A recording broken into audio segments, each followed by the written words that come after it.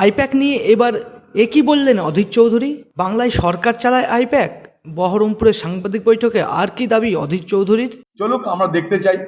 আমরা তো দেখতে চাই যে আইপ্যাক যারা পশ্চিমবঙ্গের নির্বাচন শুধু নয়, তারা রাজনৈতিক দলের শুধু এজেন্সি নয়, তারা এই বাংলার সরকারটাকেও পিছন থেকে চালায়।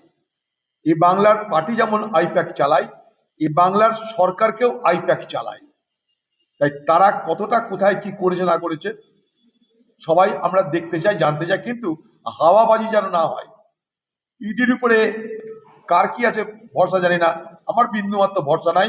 ইডিকে আমি ইডিয়েট বলি, একবার না হাজারবার বলেছি। তাই না চালে বিশ্বাস নাই, দেখবো কি হবে তারপর বলবো। কিন্তু আইপ্যাক সম্পর্কে আমার যা বক্তব্য, আমার যা ধারণা, আমি যেটুকু চিনি সব স্পষ্ট করে বলে দেওয়া আছে আপনাদের।